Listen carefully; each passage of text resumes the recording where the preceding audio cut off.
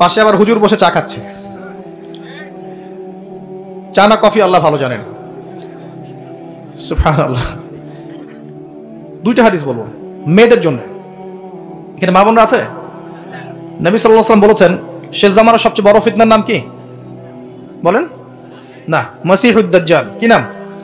মাসিহুদ দাজ্জাল। এই পৃথিবীর সমস্ত ফিতনা একত্রিত করলেও দাজ্জালের মতো কিন্তু হবে না। এই দাজ্জালের অনুসারী হবে এক শ্রেণীর নারী। মাসিহুদ দাজ্জালের অনুসারী হবে এমন এক শ্রেণীর নারী যাদেরকে মুমিন পিতা, ভাই বা স্বামী ঘরে রাখতে পারবে না, তারা বাঁধন ছিঁড়ে বেরিয়ে যাবে।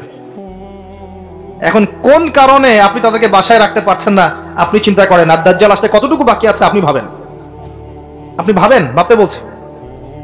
আরেকটা হাদিস নবীজি বলেছেন, আমি এক শ্রেণীর নারীর কথা বলছি যাদেরকে আমি এখনো দেখি নাই, মানে 1400 বছর আগে তারা ছিল না পৃথিবীতে, তারা আসবে এক সময়, যারা জান্নাতে যাবেও না, জান্নাতের গন্ধ পাবে না, যদিও জান্নাতের গন্ধ 70 বছরের পর থেকে পাওয়া যায়।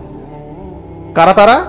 নিসাউন কাসিয়াতুন আরিয়া, এমন নারী যারা কাপড় পরেও নগ্ন থাকে। কাপড় পরেছে বাট নগ্ন, মানে কাপড় পরার পরেও শরীরের সমস্ত কাঠামো দেখা যায়, বোঝা যায় জান্নাতে যাবে না, ঘ্রাণও পাবে না। মুইলাতুন মামেলাত, এরা নিজেরাও আকৃষ্ট হয়, অন্যকেও আকৃষ্ট করে। এখন আছে না 4 নাম্বার নারীর অবমাননা। এটা কি ওই আইয়ামে জাহিলিয়াতকে হার মানায়নি? একটা আন্ডারওয়্যার কিনতে যান, কার ছবি থাকে? কার ছবি থাকে? ওই ছবি আন্ডারওয়্যারটা পরবেন আপনি, ওখানে মহিলা কি করছে? ইভেন একটা গাড়ি কিনতে যান, দেখবেন সেখানে একটা মডেল কে দাঁড়িয়ে আছে, ছেলে না মেয়ে? মাশাআল্লাহ। যেখানে যাবেন সেখানে। কাপড় কিনতে যান, দেখবেন মহিলার পুতুল রেখে দিয়েছে। ওই পুতুলের মধ্যে মেয়ের কাপড়টা না পরালে ব্যবসা হবে না ভাই। উসমান রাদিয়াল্লাহু আনহু ব্যবসা করেন নাই? আব্দুর রহমান বিন আউফ রাদিয়াল্লাহু আনহু ব্যবসা করেন নাই? দীর্ঘদিন আবু হানিফা রাহিমাহুল্লাহ তিনি ব্যবসা করেন নাই কাপড়ের? আমাদের ইমাম আবু হানিফা রাহিমাহুল্লাহ ব্যবসা করেন নাই কাপড়ের? উনার দোকানে এরকম ডল ছিল। আমরা হানাফি না, হানাফি মাযহাব ফলো করি না, আমরা তার উত্তরসূরি কই হতে পারলাম? আমার দোকানে মহিলার মূর্তি কেন? রমজান মাস আসার আগেই সব মূর্তি বহিষ্কার চাই এই কাপড়ের দোকানগুলো থেকে। পারা যাবে ইনশাআল্লাহ? আল্লাহর জন্য করেন, আল্লাহ আপনার দোকানে আরো বেশি ডাবল কাস্টমার পাঠাবে ইনশাআল্লাহ। রিজিকের দায়িত্ব কার? সুবহানাল্লাহ। কি একটা ট্রেডিশন চলছে, ঢুকবেন শোরুমে দেখবেন মেয়ের মূর্তি দাঁড়িয়ে আছে, আর গায়ে কিন্তু কাপড় চোপড় খুব একটা থাকে না। এতে কি মেয়ের ডিগনিটি, সম্মান বাড়ছে? যেখানে যাবেন সেখানে নারীর অবমাননা শুরু হয়েছে ফেমিনিস্ট রেভলিউশনের মধ্য দিয়ে। যখন ফ্রি মিক্সিং আমরা অ্যালাউ করে দিয়েছি এবং এটাকে আমরা পাপ মনে করছি না, পর্দার বিধানটাকে আমরা ফরজ মনে করছি না, যখন পর্দার কথা বলা হচ্ছে উল্টা বলছে পর্দা করলে এই যুগে কেমন করে আমি এখানে জব করব? জব করতে কে বলেছে আপনাকে এখানে? আপনি পর্দা করবেন। পর্দা করলে আমি কিভাবে ছেলেদের মধ্যে জব করবো এই প্রশ্ন করছেন কেন আপনি? আল্লাহ বলেছেন পর্দা করতে, সে উত্তর দিচ্ছে যে হ্যাঁ পর্দা আল্লাহ করতে বলেছেন, কিন্তু পর্দা করলে পরে আমি কিভাবে ছেলেদের মধ্যে কাজ করব? তাহলে কাজ করতে কে বলেছে আপনাকে ছেলেদের মধ্যে? আল্লাহ বলছে আপনাকে পর্দা করতে, পর্দা করেন। সিম্পল। হ্যাঁ, যদি আপনি মেয়েদের ক্ষেত্রে কাজ করতে পারেন, এখানে সব মেয়েরাই, এখানে ছেলেদের ইনভলভমেন্ট নাই, মোস্ট ওয়েলকাম। আল্লাহ আপনাকে বাধা দেন নাই, রাসূল বাধা দেন নাই।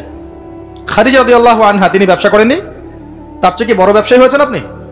আয়েশা রাদিয়াল্লাহু আনহা হাজার হাজার হাদিস শেখান নাই? তার চেয়ে বড় শিক্ষিত হয়েছেন? কি প্রমাণ করতে চাচ্ছেন? বরং নিজের মনটাই তো আপনার ঠিক নাই, নিজের নফসের মধ্যেই ত্রুটি আছে। এরপরে আবার দেখবেন যে নিসাউন কাসিয়াতুন আরিয়া, কাপড় পরেও নগ্ন হয়ে ঘুরছে না? কাপড় পরে মহিলারা নগ্ন হয়ে ঘুরছে না? গেঞ্জি আর জিন্স পরে ঘুরছে না? টি শার্ট পরে ঘুরছে না?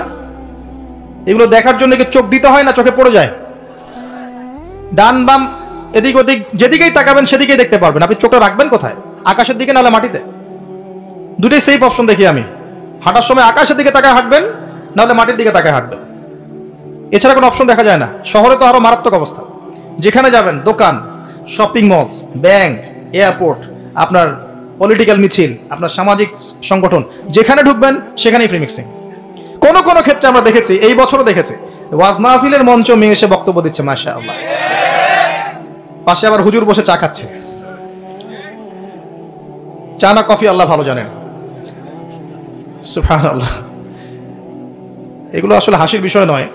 বিষয়টা হচ্ছে কাঠামোটা নষ্ট হয়ে যাবে তখনই যখন আমরা ফ্রি মিক্সিং অ্যালাউ করে দিব। এরপরেও ধর্মের নামেও আমরা কোনো কোনো ক্ষেত্রে মেয়েদেরকে বঞ্চিত করছি না। মেয়েরা দিন শিখতে চাচ্ছে, আমরা কিন্তু অ্যাক্সেস দিচ্ছি না। কোরআন হাদিস শিখতে চাচ্ছে, তাদের জন্য উপযুক্ত প্রতিষ্ঠানগুলো করতে পারছি না, করতে পারলেও খুব সংখ্যায় কম।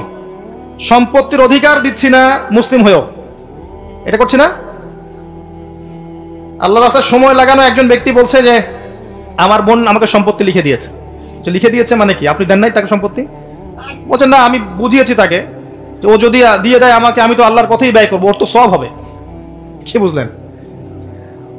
ও দিবে কি দিবে না তার পরোয়া নাই, মানে তুই দে, তাহলে তুই যে দিলি আমাকে, তোর তো নেকি হইলো, এটা বুঝিয়ে দিল তাকে। দিন এটার নাম নয়, যার যার হক তাকে তাকে দিতে হবে। আমরা কিন্তু অনেক ক্ষেত্রেই মেয়েদের অধিকার দিচ্ছি না। আপনার ঘরে একটা ছেলে সন্তান হলে আপনি খুশি, মাশাআল্লাহ, মুখে হাসি, মিষ্টি বিতরণ করছেন, গরু জবাই করে খাওয়াচ্ছেন। মেয়ে হলে আপনার আত্মীয় আপনাকে ফোন দিচ্ছে যে বাবা এবার তো দুঃসংবাদ, পরের বার ইনশাআল্লাহ সুসংবাদ হবে। কে বলছে আমার জন্য দুঃসংবাদ? আমি তো হ্যাপি, আমার ঘরে মেয়ে আসছে। মেয়ে কন্যা সন্তান লালন পালন করলে কি হবে? নবী সাল্লাল্লাহু আলাইহি ওয়াসাল্লাম বলেছেন জাহান্নাম থেকে ঢাল হয়ে যাবে মেয়েরা। সুবহানাল্লাহ। যার ঘরে আল্লাহ পাক কন্যা সন্তান দিয়েছেন এবং তাদেরকে উপযুক্ত তরবিয়াতে সে বড় করেছে, সৎ পাত্রে পাত্রস্থ করেছে, বিয়ে শাদী দিয়েছে, এই কন্যা সন্তানরা কিয়ামতের মাঠে জাহান্নামের জন্য ঢাল হয়ে যাবে ইনশাআল্লাহ। একটা হাদিস এসেছে নবী সাল্লাল্লাহু আলাইহি ওয়াসাল্লামের সাথে এইভাবে থাকবে তারা, এইভাবে। ছেলের ক্ষেত্রে আসে নাই? ওইখান থেকে তো নির্যাতন শুরু হচ্ছে। তারপরে পড়াশোনা ঠিক মতো করাচ্ছি না, সম্পত্তির অধিকার দিচ্ছি না, ওদেরকে পর্দা শিখাচ্ছি না। এগুলো কারা করছে? আমরা করছি। পরে ফ্রি মিক্সিং অ্যালাউ করছি। আপনার মেয়েকে আপনি পুরুষ টিচারের কাছে প্রাইভেট পড়াতে পাঠাচ্ছেন কেন? স্কুলে পড়ুক আর কলেজে পড়ুক, আপনি পুরুষ টিচারের কাছে ওকে একান্তে নীরবে নিভৃতে প্রাইভেট পড়তে পাঠাচ্ছেন কেন? আপনার বাসায় পুরুষ টিচার আসছে, আপনার মেয়েকে একা একা পড়াচ্ছে কেন একটা রুমের মধ্যে? এই সুযোগ কে করে দিচ্ছে? আপনি তো ঘরের মধ্যে একটা পতিতালয় খুলেছেন। যখন একটা ছেলে একটা মেয়ে একা একা থাকবে, তৃতীয় পক্ষ থাকবে সেখানে শয়তান। আস্তে আস্তে সেই টিচারের হাতেই দেখবেন মেয়ে ধর্ষিত হয়ে গেছে। ধর্ষিত না হলেও মেয়ে নিজেই প্রেম করে পালিয়ে যেতে পারে। অ্যাক্সেস কে দিচ্ছে? আমরা দিচ্ছি। এরপরে দেখবেন যে মিডিয়ার মধ্য দিয়ে দেখবেন যত জেনা, ব্যভিচার, পর্নোগ্রাফি, অশ্লীলতা, পরকীয়ার সিরিয়াল, সব সিরিয়ালগুলোকে একত্রিত করে যেন গিলাই খাওয়ানো হচ্ছে। আপনি বাঘের মুখ থেকে হাড্ডি নিয়ে আসতে পারবেন, গোশত নিয়ে আসতে পারবেন, আপনার ওয়াইফের হাত থেকে রিমোট নিতে পারবেন না। একদম সন্ধ্যা লাগবে, বসবে, রাত 10টা পর্যন্ত 4-5টা সিরিয়াল দেখবে, তারপরে ঘুম। নিত্যদিনের রুটিন। আমি একটা বয়স্ক মহিলাকেও দেখেছিলাম, সুন্দর মতো মাগরিবের নামাজ হলো, নামাজ পড়লো, মাশাআল্লাহ। নামাজ পড়ার পরে বলছে বাবা আমি এখন কোরআন পড়বো। ঠিক আছে, মাশাআল্লাহ, দাদি পড়েন। দাদি কোরআন পড়া শুরু করলো, এক পারা কোরআন পড়ে শেষ। খেতে বসো, খেতে বসলাম, খাওয়া দাওয়া শেষ। দাদি এখন কি? একটু সিরিয়াল দেখবো কয়েকটা। তারপর 4টা-5টা সিরিয়াল দেখলো, তারপর ঘুম। কি একটা সাইকোলজিক্যাল পরিবর্তন দেখেছেন? এবং এগুলোতে কি শেখানো হচ্ছে? পরকিয়া, জেনা, কুটনামি, পরিবারের ভাঙন, এর কথা ওকে লাগানো, এর কথা ওকে লাগানো। মানে মনে হচ্ছে যেন এগুলো আমাদের ট্রেডিশন, এগুলোর সাথে ইসলামের কোনো সম্পর্ক আছে? এই পুরো সিরিয়ালগুলো কি ইসলামিক? যেখানে ইসলাম শেখানো হচ্ছে, কোরআন শেখানো হচ্ছে, বা ইসলামিক কোনো নাটিকা বা ইসলামিক কোনো সং বা নাশিদ বা কোনো সিরিয়াল, এমন কিছু কি? সবই তো পশ্চিমা ধাঁচের এবং অমুসলিমদের ধাঁচের। তখন ওদের মানসিকতা আমাদের মধ্যে ইনস্টল হচ্ছে। বাংলাদেশের কয়টা প্রতিষ্ঠানে হিন্দি শেখানো হয় বলেন তো? শেখানো হয়? হয় না। তারপরেও দেখবেন বাংলাদেশের ম্যাক্সিমাম মহিলা হিন্দিতে কথা বলতে পারে, বা কথা বলতে না পারলেও হিন্দি বোঝে, কিন্তু আরবি বোঝে না। আরবি তো বোঝে না, একটা আরবি শব্দ দেখলেই পুণ্যের কাজ মনে করে। ছেলের নাম রাখছে জাহিম, এটা আরবি শব্দ জাহিম। জাহিমের মানে কি সে জানে না। জাহিম মানে কি? জাহিম মানে কি? জাহান্নাম। জাহিম মানে জাহান্নাম। দেখেছে আরবি শব্দ, বাস লাগিয়ে জাহিম। তাহলে আরবির এই দশা, কিন্তু হিন্দি সব বোঝে। বাসায় যান, হিন্দিতে কথা বলেন, দেখবেন অ্যান্সার দিচ্ছে। যদি কালকে সকাল উঠে দেখেন যে বাংলাদেশ থেকে বাংলা ভাষা উঠিয়ে নিয়েছে আল্লাহ পাক, কোনো সমস্যা হবে না, সবাই হিন্দিতে কথা বলতে পারবে। এমন ভাবে শিখেছে আর কি। কিভাবে শিখলো? কোন স্কুলে শেখানো হয়? কলেজে শেখানো হয়? ট্রেনিং দেওয়া হয়েছে? সিরিয়াল। এভাবে দেখেন পুরো ফেমিনিস্ট একটা ফিতনা চলছে। তারপরেও দেখবেন পোশাক আশাকের ফিতনা, রেপ, ধর্ষণের ফিতনা, ব্যভিচার, পরকিয়া। এখন ম্যাক্সিমাম পরিবারেই পরকিয়া। বাসায় বউ আছে, বাইরে মেয়ের সাথে প্রেম করছে। বাসায় ছেলে আছে, বাসায় স্বামী আছে, বাইরে ছেলের সাথে প্রেম করছে। আপনার অবর্তমানেই দেখবেন কোন কোন ক্ষেত্রে এগুলো হচ্ছে, আপনি জানেনই না। ওই যে প্রবাসের ছেলে পড়ে আছে, এদিকে দেখবেন স্ত্রী 10টার সাথে লাইন মারা শেষ। এবং শহর কেন্দ্রিক যারা উচ্চ ইয়াতে আছে আর কি, উচ্চ বংশী অনেক মহিলাদের জীবন তো দেখবেন বাঁধন ছাড়া, কি করছে না করছে ঠিক নাই, মোটরসাইকেল নিয়ে দাবড়ায় বেড়াচ্ছে, বারে যাচ্ছে, মদ খাচ্ছে, এখানে বন্ধুদের সাথে আড্ডা মারছে। এই যে আপনাদের কক্সবাজার বিচেও দেখবেন ছেলে মেয়ে বসে সিগারেট খাচ্ছে, গিটার বাজাচ্ছে, গান গাচ্ছে, রাতের বেলা শুয়ে শুয়ে আছে, ছেলের কোলে মেয়ে শুয়ে আছে গোল হয়ে, বয়ফ্রেন্ড গার্লফ্রেন্ড বান্ধবী। এটা তো বাবা নাই, মারা গেছে, এদের মা নাই, মারা গেছে। এদের বাপ মা স্বামী ভাই কেউ যদি বেঁচে থাকতো তারা এগুলো করতে পারতো? এদের তো কোনো ওয়ারিশই নাই, কেউ কিচ্ছু বলার নাই। মানে এই বিচের পরিবেশও নষ্ট করে ফেলছে এরা। আপনাদের এই পরিবেশটা নির্মল শান্ত ছিল না? এখন দেখবেন বেহায়ার কারণে, বেহায় পড়ার কারণে যাওয়াই যায় না, দাঁড়ানোই যায় না, দাঁড়ানোই যায় না, তাকানোই যায় না, খুঁজতে হয়। দিনী ভাই থেকে বলতে হয় এমন বিচে নিয়ে চলো যেখানে মানুষ নাই, একা একা দাঁড়ানো যাবে। প্রতিটা ক্ষেত্রে ফিতনা ছড়িয়ে পড়ছে এই যে ফ্যামিলিস্ট রেভলিউশনের কারণে। একটা হাদিস মনে করিয়ে দেই, দুইটা হাদিস বলবো মেয়েদের জন্য। এখানে মা বোনরা আছে? নবী সাল্লাল্লাহু আলাইহি ওয়াসাল্লাম বলেছেন শেষ জামানার সবচেয়ে বড় ফিতনার নাম কি বলেন? না, মাসিহুদ দাজ্জাল। কি নাম? মাসিহুদ দাজ্জাল। এই পৃথিবীর সমস্ত ফিতনা একত্রিত করলেও দাজ্জালের মতো কিন্তু হবে না। এই দাজ্জালের অনুসারী হবে এক শ্রেণীর নারী।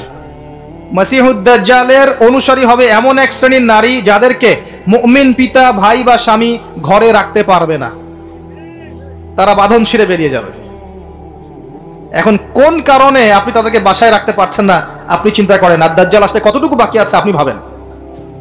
আপনি ভাবেন, ভাবতে বলছি। আরেকটা হাদিস নবীজি বলেছেন, আমি এক শ্রেণীর নারীর কথা বলছি যাদেরকে আমি এখনো দেখি নাই, মানে 1400 বছর আগে তারা ছিল না পৃথিবীতে, তারা আসবে এক সময়, যারা জান্নাতে যাবেও না, জান্নাতের গন্ধ পাবে না, যদিও জান্নাতের গন্ধ 70 বছরের পর থেকে পাওয়া যায়। কারা তারা? নিসাউন কাসিয়াতুন আরিয়া, এমন নারী যারা কাপড় পরেও নগ্ন থাকে।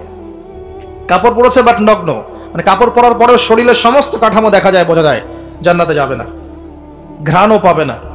মুইলাতুন মামেলাত, এরা নিজেরাও আকৃষ্ট হয়, অন্যকেও আকৃষ্ট করে। আরেকটা সুসংবাদের হাদিস, এই সব থেকে বের হয়ে যদি মহিলারা আল্লাহ এবং তার রাসূলের আনুগত্য করতে পারে, মাত্র 4টা কাজ করলেই জান্নাত নিশ্চিত।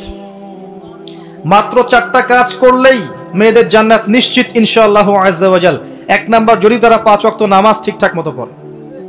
2 নাম্বার, যদি তারা রমজান মাসের সওম রাখে। 3 নাম্বার, যদি তারা তাদের পর্দা ঠিক করে, সতীত্বের হেফাজত করে। আর 4 নাম্বার, যদি তারা তাদের স্বামী, নিজে সাজবেন না স্বামীর জন্য, বাইরের মানুষের জন্য সাজবেন। বাইরের মানুষের জন্য আপনি সবকিছু করবেন, স্বামীর খেয়াল করবেন না। স্বামী বাসায় আসলে বিরক্ত হচ্ছেন, বাইরের মানুষের জন্য আপনি সাজুগুজু করছেন। পুরো কাঠামো চেঞ্জ হয়ে গেছে এখন। সমাজের হৃদ্যতা, পরিবারের হৃদ্যতা, ভালোবাসা থাকবে কিভাবে? নিজেকে তো স্বামীর মনের মতো করে গড়তে পারছেন না। সবসময় স্বামীকে প্রেশার দিচ্ছেন, এইটা লাগবে, ওইটা লাগবে, এইটা আনো, ওইটা আনো, এই ঠিক নাই, ওই ঠিক নাই। তোমার ঘরে এসে আমি আর শান্তি পাচ্ছি না, বাপের বাসায় ভালো ছিলাম। কে বলেছে হালাল খেতে? একটা সুদি চাকরি করলেই তো পারো, ওরা তো সবাই করছে, কি সমস্যা? এগুলো করে করে অনেক সময় স্বামীদেরকে হারামে ঠেলছে। আবার অনেক সময় এমন স্বামীও আছে, স্ত্রী দিনের পথে আসতে চায়, কোরআন পড়তে চায়, হাদিস পড়তে চায়, কত কি করতে চায়, স্বামী বলে এগুলো করা যাবে না, ফিতনা। স্বামী বলে এগুলো করা দরকার নাই, বাসায় থাকো চুপচাপ। দুই দিকের সমস্যা। আল্লাহর ওয়াস্তে উভয়ের মধ্যে আন্ডারস্ট্যান্ডিং বাড়ান, আল্লাহর দ্বীনকে কেন্দ্র করে পরিবার গঠন করেন, ধৈর্য ধরেন, সবর করেন, আপসে মিল মোহাম্মত বাড়ানোর চেষ্টা করেন। ইনশাআল্লাহ তাআলা ওই পরিবার থেকে ওমর এবং খালিদ রাদিয়াল্লাহু আনহুমা, তাদের মতো সাহাবীর মতো সন্তান জন্ম হবে ইনশাআল্লাহ। সমস্যা বলতে গেলে রাত শেষ হয়ে যাবে আর কি, আমি এক একটা টপিক নিয়ে কথা বলতে পারছি না। এই যে ফিতনার কথাগুলো বলছিলাম, এই মহিলাদের ফিতনা ওই সময় যেমন ছিল এই সময় আছে। 4টা কাজ নবীজি করতে বলেছেন মেয়েদের ভালোর জন্য। তাদেরকে বলেছেন জান্নাতের যে কোনো দরজা দিয়ে ইচ্ছা তুমি ঢুকতে পারবে যদি 4টা কাজ করো: সালাত, সওম, পর্দা এবং স্বামীর আনুগত্য। স্বামী যদি আপনাকে খারাপ কোনো কাজ করতে বলেন, পর্দার খেলাফ কিছু করতে বলেন, বা এমন কোনো কাজের আদেশ করেন যেটা কোরআন সুন্নাহর বিরোধী, তখন আপনি তার কথা মানবেন না। এটা না মানাই হচ্ছে আপনার জন্য ফরজ, তখন তার কথা আপনি মানবেন না। তো প্রিয় ভাইরা, আমি ইনশাআল্লাহ পারিবারিক বিষয়গুলোকে নিয়ে ডিফারেন্ট কোনো লেকচারে ডিটেলস কথা বলবো। আজকে আমি এত কথা বলতে পারছি না, অনেক কথা আছে মনের মধ্যে জমানো আপনাদেরকে বলার জন্য, ফ্যামিলিগত বিষয়। কারণ ফ্যামিলিগুলো এখন এক একটা জাহান্নামের টুকরা হয়ে যাচ্ছে, এবং এত ফিতনা ছড়িয়ে পড়ছে ফ্যামিলিগুলোর মধ্যে, বাবায়, মায়ে, স্ত্রীতে, স্বামীতে, ভাইয়ে, বোনে, সন্তানে, যে আমরা আর সেই নববী পরিবারগুলো পাচ্ছি না। আর পারিবারিক বন্ধনগুলো যখন ভেঙে যাচ্ছে তখন দেখবেন সমাজে ফিতনাগুলো বাড়ছে। আমরা দোয়া করি আল্লাহ পাক মেয়েদেরকে 4টা কাজ ঠিকঠাক মতো করার তৌফিক দান করুন, আমিন। অনেকেই মেয়ে প্রশ্ন করে যে আপনি তো বলছেন 3 নাম্বার কাজটা হচ্ছে মেয়েদের পর্দার কথা, এই বিষয়টা ডিটেলস বলবেন। ডিটেলস আমার চেয়ে মুফতি সাহেবদের কাছে শুনবেন, আমি 4টা কথা বলবো খালি। 1 নাম্বার, প্রিয় বোন, আপনি আপনার পোশাকটা এমন করবেন না যেই পোশাকটা পরার পরেও শরীরের কাঠামো বোঝা যায়। সেটা বোরখা হলেও চলবে না, এমন বোরখা চলবে না যেই বোরখা পরে আপনার শরীরের কাঠামোটা বোঝা যায়। আমার হাত কতটুকু মোটা কি চিকন এখান থেকে বোঝা যাচ্ছে? যাচ্ছে না? যাচ্ছে না? এরকম পোশাক পরা যাবে না। এটা হাত না হয়ে অন্য যে কোনো অঙ্গ হতে পারতো, আমার মনে হয় আর খুলে বলার প্রয়োজন নেই। এমন পোশাক পরা যাবে না যে পোশাক পরার পরেও এভাবে শরীরের কাঠামো বোঝা যায়। 1। 2 হচ্ছে এমন পোশাক হবে না যেটা পরার পরেও অঙ্গ দেখা যায়। আমার এই কাপড়ের ভিতর থেকে কি আমার গায়ের রং বোঝা যায়? আমার হাত দেখা যায়? এমন কাপড় দিয়ে পোশাক বানাতে হবে যে কাপড় পরলে ভিতরের অঙ্গ দেখা যায় না। যদি দেখা যায় পর্দা হয় নাই, বোরখা পরলেও হয়নি। 3 নাম্বার, নারীরা পুরুষের কোনো পোশাক পরতে পারবে না। আপনি জিন্স পরতে পারেন না, আপনি গেঞ্জি পরতে পারেন না, এগুলো পরে রাস্তায় হাঁটতে পারেন না, আপনি টি শার্ট পরতে পারেন না। ছেলেদের কোনো পোশাক আপনি পরতে পারবেন না, মেয়েদের শালীন পোশাক আপনাকে পরতে হবে। 4 নাম্বার, অমুসলিমদের সাথে সাদৃশ্য আছে, তাদের রিলিজিয়নের সাথে সাদৃশ্য আছে এমন কোনো পোশাক আপনার পরা যাবে না। এই 4টা মূলনীতি ফলো করে আপনি পর্দা করেন, আল্লাহ পাক আপনাকে কবুল করুন। এরপরেও কথায় পর্দা আছে, হাঁটার মধ্যে পর্দা আছে, চাহনিতে পর্দা আছে, এক্সপ্রেশনে পর্দা আছে, সবকিছুর মধ্যেই মেয়ের পর্দা আছে। শালীনতা, আল হায়া শু'বাতুম মিনাল ঈমান, নবীজি বলেছিলেন না একটা হাদিসে, ঈমানের 73টা শাখা আছে বা 70-এর বেশি শাখা আছে। তার প্রথমটা আফদালুহা লা ইলাহা ইল্লাল্লাহ ওয়া আদনাহা ইমাতাতুল আযান আনিত তারিক, উপর স্তর হচ্ছে লা ইলাহা ইল্লাল্লাহ, নিচেরটা হচ্ছে রাস্তা থেকে কষ্টদায়ক বস্তু সরানো। তারপরে এক্সট্রা একটা কথা বলেছে আল হায়া শু'বাতুম মিনাল ঈমান, হায়া ঈমানের একটা বিশেষ অঙ্গ। যখন আপনার কাছে হায়া থাকবে না, লজ্জা থাকবে না, আপনি যে কোনো পাপ করতে পারবেন। আর একজন পর্দাশীল মেয়ের, listen to me very carefully, একজন পর্দাশীল মেয়ের ইজ্জতের সম্পূর্ণ দায়িত্ব আল্লাহ একাই নিয়ে নেবেন। দেখবেন, দলিল দিবেন, সারা আলাইহিস সালাম তার স্বামী ইব্রাহিম আলাইহিস সালামের সাথে যাচ্ছেন এই যে প্যালেস্টাইনে হিজরত করতে। রাস্তায় একটা দুষ্ট রাজা গ্রেফতার করেছিল, মনে আছে? কিডন্যাপ করেছিল। সারা আলাইহিস সালামকে খারাপ উদ্দেশ্যে কিডন্যাপ করেছিল। ইব্রাহিম আলাইহিস সালাম নামাজে দাঁড়িয়ে গেলেন আর তার স্ত্রী আল্লাহর কাছে দোয়া করা শুরু করলেন। বললেন, আল্লাহ, আমি আমার সতীত্ব আমি আমার স্বামী ছাড়া কারোর জন্য কখনো হালাল করি নাই, মানে আমি কখনো বেহায়াপনার মতো কোনো কাজ করি নাই। আল্লাহ, আজকে তুমি আমাকে এই জালেমের হাত থেকে বাঁচাও। তার দিকে হাত দেওয়ার আগেই হাত অবশ্যই পড়ে গেল। সুবহানাল্লাহ। 3 বার হাত দেওয়ার চেষ্টা করেছে, 3 বারই সে ওই প্যারালাইজড রোগীর মতো পড়ে গেছে। পরে তাকে ছেড়ে দিয়েছে, যাও একে নিয়ে যাও, এ মানুষ না, এ মনে হয় ফেরেশতা। আপনি যদি পর্দাশীল হন, আপনার ইজ্জতের দায়িত্ব আল্লাহ নিয়ে নেবেন ইনশাআল্লাহ। আল্লাহ পাক আপনাদেরকে খাস পর্দায় থাকার তৌফিক দান করুন, আমিন। আইয়ামে জাহিলিয়াতের সেই নারীর ফিতনা কিন্তু এখনো আছে, বরং আরো বড় পরিসরে আছে। অনেক ক্ষেত্রে আমরা ওই কন্যা সন্তানকে হত্যা করছি, কন্যা সন্তানকে আমরা গর্ভেই হত্যা করে ফেলছি, এটাও এখনকার ফিতনা একটা।